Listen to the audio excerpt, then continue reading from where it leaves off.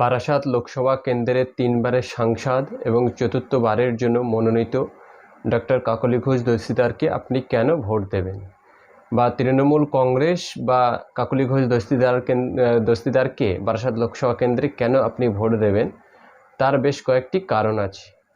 প্রথম কারণ হলো বারাসাত মেডিকেল কলেজ। আপনারা জানেন বিগত 34 বছরে বারাসাত যে হসপিটাল ছিল সেটার কি অবস্থা ছিল, এবং আমাদের মাননীয় সাংসদ কাকলি ঘোষ দস্তিদার মহাশয়, তিনি একজন নিজে ডাক্তার।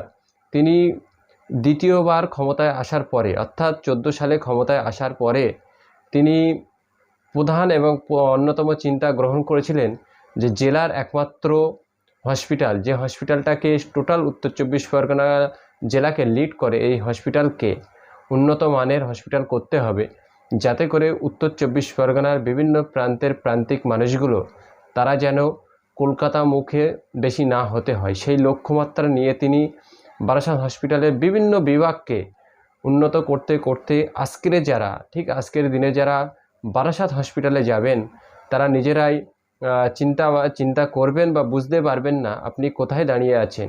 এখনও একটি অত্যন্ত যুগান্তকারী পদক্ষেপ তিনি তার একান্ত প্রচেষ্টায় এই পর্যন্ত নিয়ে এসেছেন।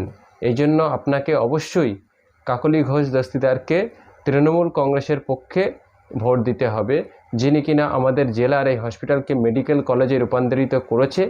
আগামী 2-3 বছরের মধ্যেই এই হসপিটালে বিভিন্ন ডিপার্টমেন্টে অনেক ডাক্তারের পরিষেবা পাবো, অনেক রোগী পরিষেবা পাবে, এ বিষয়ে কোনো সন্দেহ নেই।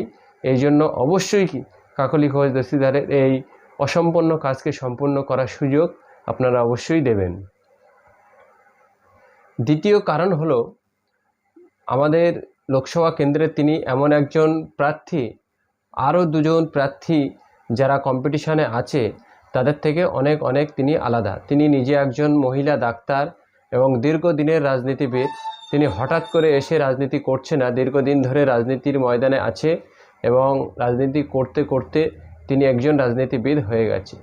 বিজেপির তরফ থেকে যাকে দাঁড় করানো হয়েছে তিনি নিজে হলফনামা দিয়ে জানিয়েছেন যে আসামের তিনি মাদক পাচার কেসে অভিযুক্ত ছিলেন এবং 10 বছরের জেল হওয়ার পরে বিজেপি ক্ষমতায় আসার পরে তিনি বিজেপিতে জয়েন করে এবং 18 মাস জেল খাটার পরে মানে বেল্ট নিয়ে তিনি বাইরে বেরিয়ে এখন বিজেপি প্রার্থী হয়েছে। এখনও মাদক পাচারকারী একজন প্রার্থীকে বিজেপি প্রার্থী করেছে। এই মাদক পাচার থেকে দূরে থাকতে অবশ্যই কাকলি ঘোষ দস্তিদারকে আপনাকে ভোট দিতে হবে। আর একটা প্রার্থী আছে যিনি কিনা সঞ্জীব চট্টোপাধ্যায় বামফ্রন্টের তরফ থেকে, অর্থাৎ বামফ্রন্টের মনোনীত ফরওয়ার্ড ব্লকের প্রার্থী সঞ্জীব চট্টোপাধ্যায়। তিনি ব্যক্তিগতভাবে যেমনই মানুষ হোক না কিন্তু পার্টিগতভাবে তার কোনো জেতার আশা বা তার সাংগঠনিক দক্ষতা কোনোটাই নেই। তার কারণ হলো বামফ্রন্টের যে সংগঠনটা ছিল সেই সংগঠনটা তারা দুহাত ভরে কোনো একজন ভুঁইফোড় হঠাৎ করে রাজনীতিতে আসা হুজুর পলিটিক্সের হাতে তাদের সংগঠনকে বিলিয়ে দিয়ে এখন তারা এমন একজন ক্যান্ডিডেটকে দাঁড় করিয়েছে যিনি কিনা হেরো চট্টোপাধ্যায় নামে মোটামুটি প্রচারিত। আমরা যারা ছাত্র রাজনীতি করে এসেছি ব্যক্তিগতভাবে সঞ্জীব চট্টোপাধ্যায়ের সঙ্গে আমরা একবার দুবার কোনো অনুষ্ঠানে মেশার বা কথা বলার সুযোগ হয়েছে। সেই অবস্থা থেকে জানি সঞ্জীব চট্টোপাধ্যায় একজন ভালো সংগঠক, কিন্তু তিনি বা তার পার্টি এই দুহাত ভরে কোনো একজন ভুঁইফোড় রাজনৈতিক দলের হাতে তাদের সংগঠনকে বিলিয়ে দিয়ে এখন সঞ্জীব চট্টোপাধ্যায়কে বারাসাতে আবার একবার বলির পাঠা করার জন্য তাকে দাঁড় করিয়েছে ফরওয়ার্ড ব্লকের সিম্বল দিয়ে। অতএব ফরওয়ার্ড ব্লককে ভোট দেওয়া মানে এই মুহূর্তে বিজেপিকে ভোট দেওয়া। সেই জন্য আপনাকে অবশ্যই বিজেপির এগেনস্টে লড়াই করার মন মানসিকতা থাকলে কাকলি ঘোষ দস্তিদারকে ভোট দিতে হবে। এই সমস্ত কারণের জন্য আমাদের জেলার গর্ব, আমাদের রাজ্যের গর্ব, তিনি একজন মহিলা সাংসদ, দীর্ঘদিন সাংসদ ভবনকে বাংলা এবং বাঙালির পক্ষে কথা বলে এসেছেন। তার জ্বলন্ত উদাহরণ হলো তিনি যখন শপথ নিতে যাচ্ছিল তখন তার বিরুদ্ধে সবাই যখন জয় শ্রীরাম বলে চিৎকার করছিল, তিনি কিন্তু জয় বাংলা বলে বাংলার মান, বাংলার সম্মানকে দিল্লির বুকে প্রতিষ্ঠাতা করেছিল।